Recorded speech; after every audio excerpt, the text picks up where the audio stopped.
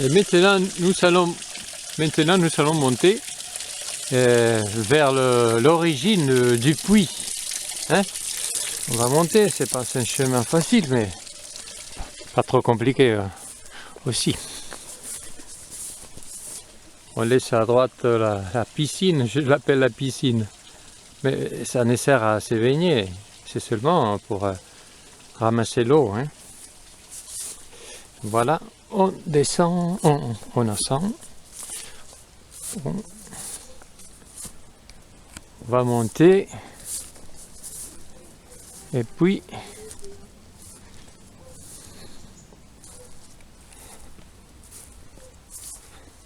on va chercher le puits.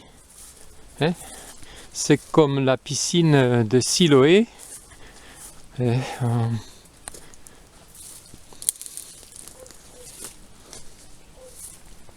Au Mont des Prés, Siloé, ça veut dire envoyer.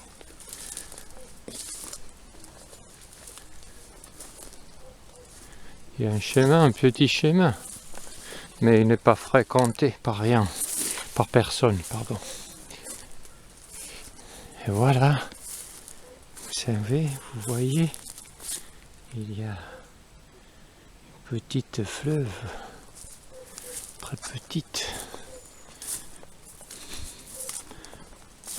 On va monter, on la sent, et puis on monte. On suit le chemin de l'eau. Et c'était l'ancien chemin qui parcourut la Vierge jusqu'en bas. Parce que la piscine, c'est postérieur.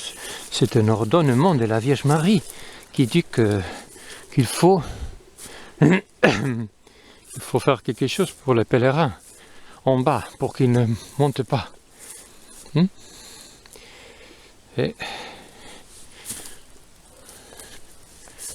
je continue à monter.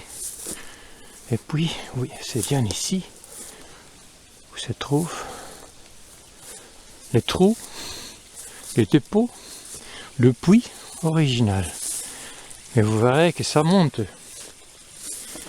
Ça monte encore plus, c'est-à-dire la source d'eau est encore plus haute, encore plus haute. Vous voyez, c'est bien ici, c'est un dépôt,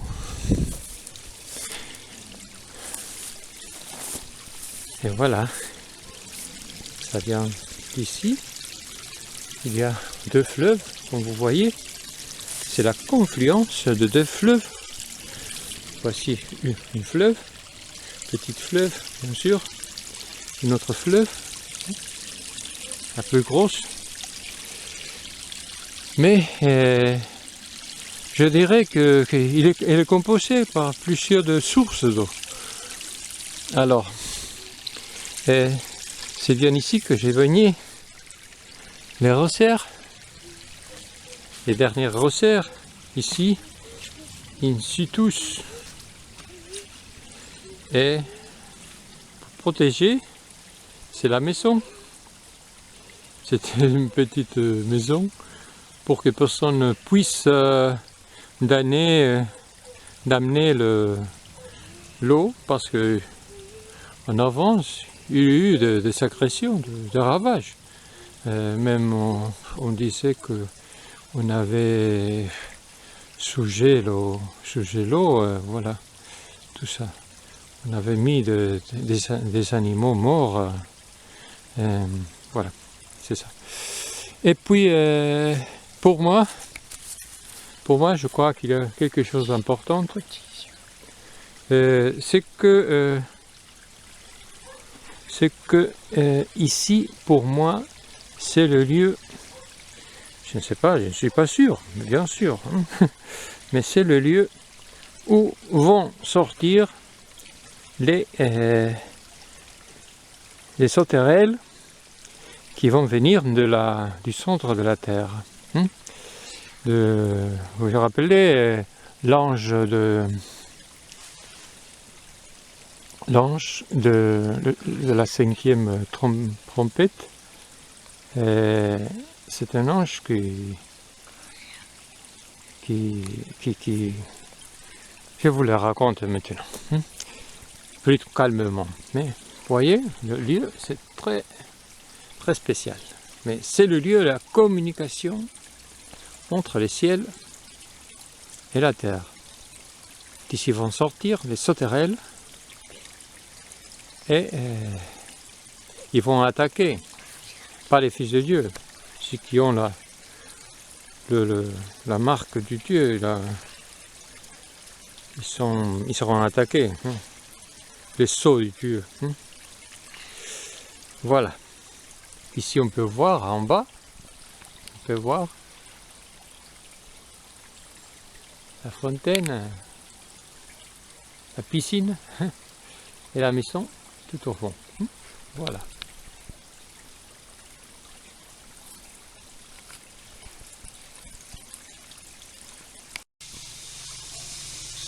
Je puis l'écarter un petit peu et je vais graver. Vous allez écouter l'intérieur.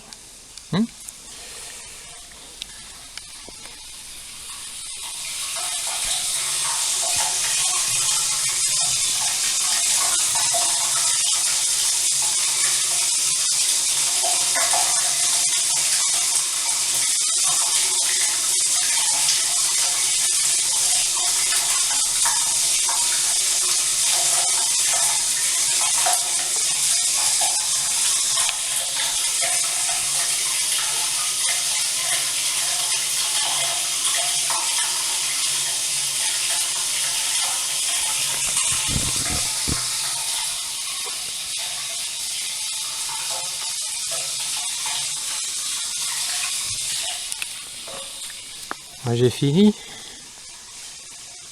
Et voilà. Vous voyez, c'est la petite maison qui cache. Et il y a une pierre, une grosse pierre. Et le tâche, je vais essayer de la bouger. On peut la bouger. Oh là là. Qu'est-ce que nous irons trouver?